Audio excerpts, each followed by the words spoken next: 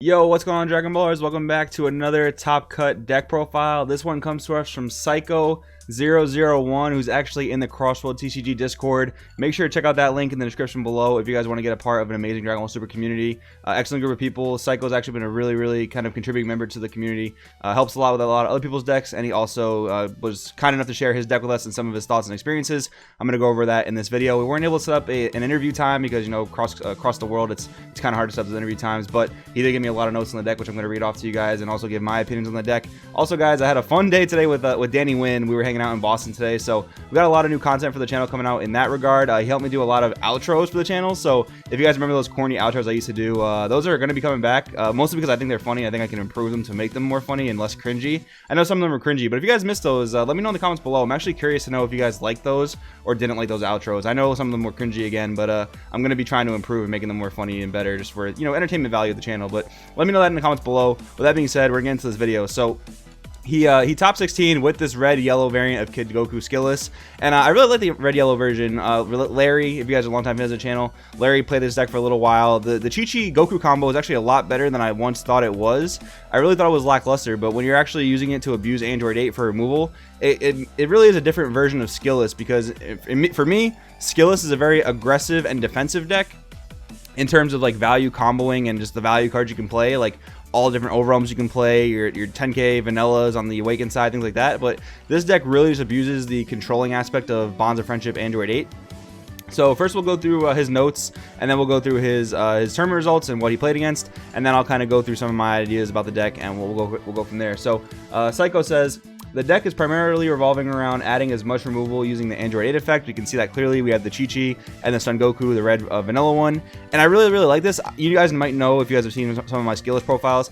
I'm not personally a big fan of Android 8 in most other colors of Skilless, mostly because for me, it's never worth it to give up the Son Goku Adventure Begins in order to pop something. But when you do play this Chi-Chi combo, it's actually very plus, because Chi-Chi, when she's comboed from the board, she draws a card and then you play the Goku from your deck. So you get that plus, right? So you play the Chi-Chi, you draw one, basically replacing itself, and you get the Goku, which actually turns the Chi-Chi into a +1. And then you can combo the Goku away to pop another guy with the Android 8, and you've still maintained your +1. So I'm actually a really big fan of that. But otherwise, for me, it's never worth it to get rid of the Son Goku Adventure Begins. Even though you can power burst it back, you have to reinvest energy into it in order to get your plays going in, and I'm personally not a fan of that. But I think the red is really excellent for abusing Android 8. So props again for this, you know, this idea with the yellow added in as well. So the one-drop Chi-Chi, when comboed, allows the trigger to happen in drawing a red one-drop that when comboed triggers the Android 8, which is pretty much what I just said.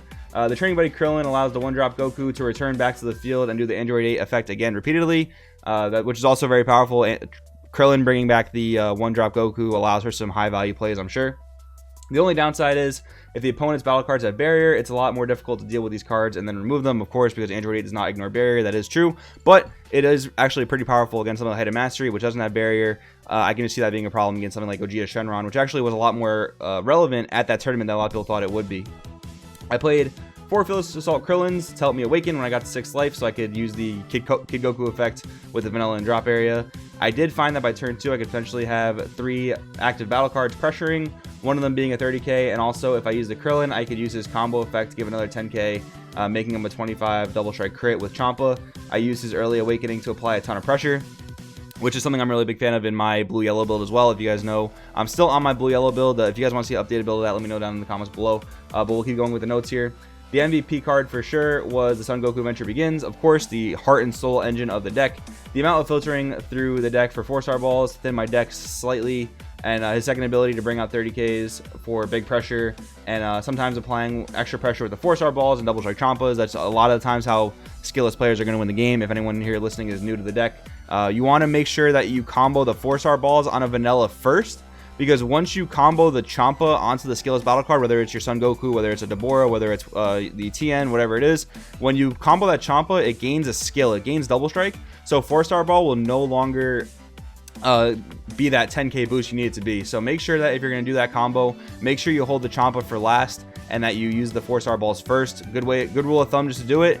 Always do the Champa last, just so you don't ever mess that up. You can have the 4-star balls going down first, no matter what you're attacking, right? Because the Champa can always be last, and you always get the double strike. So, good rule of thumb there. The Secret Rare Demigara won me a few games, but I only used it in the late game. of course, makes super duper perfect sense. I've actually been seeing a lot of people in this new format without Super Shenron. I've been seeing a lot of people tap out for big powerful plays like the Demigra Secret Rare, like the Frieza Army Reborn Secret Rare, just tapping out for these monstrous plays but still losing, which is crazy enough to see, because you negate the Demigra, and a lot of these decks, they plus so hard that even a Demigra upping 4 cards out of their hand isn't as impactful as it once was. The same thing with the Frieza Army Reborn SCR. If you play it, you look at their hand, you might clear their board, that's really powerful, but if you look at their hand, if they have 2 negates, you just tapped out to get negated, and you're probably at a low life total yourself, because for this Frieza Reborn, you do need to be at 2 or less life. So that's another reason why I'm not a super big fan of the Demigra Secret Rare in Skilless. I choose to main deck things like Mass Hand, the Mysterious Warrior. I think it's a little bit better, but again, super powerful card. A lot of times when it comes down, it will win you the game. So I do kind of agree with Psycho there. So the deck overall felt was very mid-rangey. I agree. It allowed me to draw cards when I needed to, apply early pressure and damage, defend consistently through early aggro, and apply the correct level of aggression. I totally agree with that. I mean, you're playing all the typical skillless threats. You've got the 2-drop Krillin, which I still think is a super big staple 4 of. I even think that Commander Red, now that we're in a little bit of a slower format, I even think Commander Red has some merit. Maybe in the main board is like a 2 of, maybe in the sideboard against slower matchups like Janumbo where you just need more beaters. But yeah, he's still playing all the typical skillless stuff. He's got the 4 Krillins. He's also playing 5 2-drop Skillesses, which I'm kind of back and forth on these numbers. Right now, my Skilless build has 4 2-drops and 4 3-drops, but I do kind of go back and forth on adding an additional 2-drop, because I do think that bringing it back off the Krillin is so plus, and sometimes you just need to see that vanilla super early so you can awaken. Sometimes you just don't see it. So, but this deck with the addition of the 1-drop Red Goku, I'm sure has no problem seeing a Skilless by turn 2 if you need to awaken by turn 2. But yeah, definitely all that early pressure is there. The 4 1-drop Kid Goku as well bring on the early pressure, and the Fearless Assault Krillin I'm a big fan of, especially with 2 Double Strike Champa. So now we'll talk about his matchups. My matchups were the following. Round 1, starter Broly with the SCR. He won 2-1. Round 2 against U7 Frieza, lost 0-2. Round 3 against Haruto Unchained Trunks, won 2-0. And round 4 against Mono Blue Boo, he went 1-0, and it went to turn. So he won the match with 1-0, and I guess it went to time at the end of, or right after game 1. So he ended up winning the match right there. And then he lost to top 16 Kid Goku Blue with Gogeta Revive, so the Gogeta 7 variant of Kid Goku Blue. So just my thoughts on his performance in the tournament. I think it's super cool that a very different build of Skilless made it in Top Cut. I mean, red yellow, I don't think we see that very often. I haven't seen a build like this in a few months actually. Someone actually played this at one of my locals a few weeks ago, and I think it's a really cool concept, because I think the yellow just complements Skilless so well. That's why I'm a big fan of blue Skilless. I give up the red, I give up the ability to abuse Android 8 for, like, Senzu Bean, basically the ability to go a little bit more aggressive. So now I'll go through the deck and kind of give my thoughts on it. The 4-4-star ball, I think if he needed, I think you could use a little bit more red in this deck, to be quite honest, because you do need to see 1 red early in order to play your Chi-Chi, and that's either going to be another copy of Chi-Chi or a Goku, neither of which, I think Chi-Chi is fine to charge if you see multiples of it, but I don't really think you want to be charging your Son Goku too often, and I really don't think you want to charge Champa very often. So I think that he could actually maybe chop down a 4-star ball, maybe chop down another spot in the deck, maybe the Tien Shinhan, and play 2 Mai, the Mai that searches the Dragon Ball. If it's a red card, you tap a red to play it. It gives you another way to get Dragon Ball, so actually it would increase your Dragon Ball count a little bit, which for me, 8 Dragon Balls is a little bit low. If you cut Dragon Ball down to 3 and then you play 2 Mai, it would give you 9 total ways to see the Dragon Ball, with your Son Goku Adventure Begins at 4, which I would think would help a lot with the consistency. Would increase the ways to see the ball, and it would also give you more red to charge, because like I said, I really don't think you want to be charging a lot of these red cards, because there are a lot of crucial cards you want to be putting on the board, where Mai is an easy energy, but it also is applicable. It also has like a use if you see it early and you don't see the Kid Goku or you don't see the Dragon Ball. 4 Power Burst, really good. The 4 Goku, of course. The 4 Android 8. For me, this card always whiffs, so actually maybe in a build like this, maybe seeing more Skilless makes sense. So maybe the Tien Shinhan makes sense. But with the Kid Goku, I don't necessarily think you need the Shinhan if you need to make space. Only if you need to make space.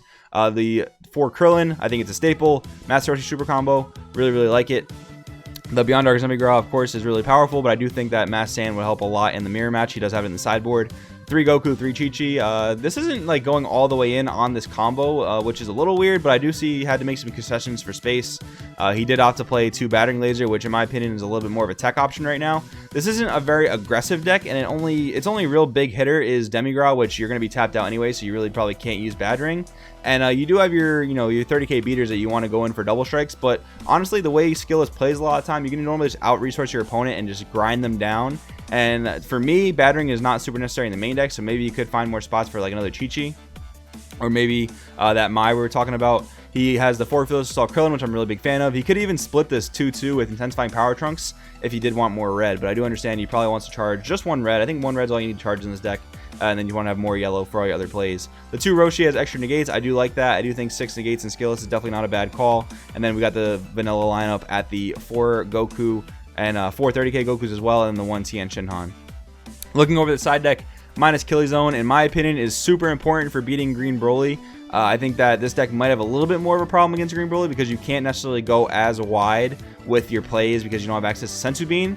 However, minus Killzoning and then setting up the Bonds of Friendship Android 8 combo with Chi-Chi, it does seem pretty solid to deal with their big Brolys. The only thing you have to watch out for is Shocking Death Ball, you know, popping the Android 8 itself. So one of the things to worry about. And then we had 1 Kronoa split with 1 Kami, and then we had that complemented with the 1 Toki Toki. So essentially 2 copies of all your silver bullets here that he wanted to play. Kami seems a little bit counterproductive because Kami seems like it would just be good in the mirror match or maybe against a rogue veggie deck.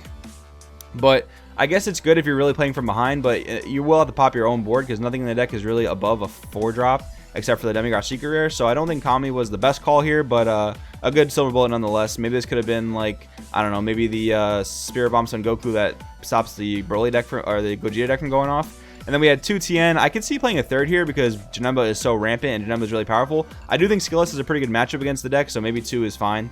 And then we had the Mass Hand 5-drop. That's obviously really good in the mirror match. I'm a really big fan of it.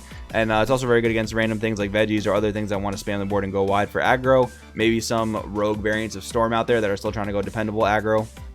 Then we had the Bardock Fully Unleashed. Again, excellent card for the Bardock matchup.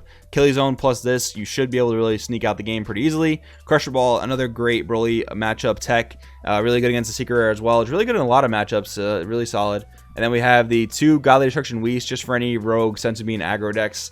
A really solid tech option as well. I like it in the main deck, but I understand that he had to cut some space because he did fit the red package in there. So overall, Psycho001, excellent job. Congratulations again on making top 16. Really powerful stuff here. I think this is a really cool build of Skilless. I'm actually going to mess around with it more myself because I think the Feisty Chi-Chi combo with Android 8 is actually really powerful. So guys, let me know what you guys think about the deck down in the comments below. Really appreciate you guys watching the video. Make sure you hit the like button. Make sure you hit the subscribe button if you like the video. And we'll see you guys next time. Hey, welcome to the end card, and thank you so much for sitting through that, because honestly, I'm just doing this until they make a Digimon trading card game. So if you like Dragon Ball Super for some reason, give it a sub up above. Maybe check out some of our other content. And do not forget, Digimon is way better than Pokemon. With that being said, we will see you next time.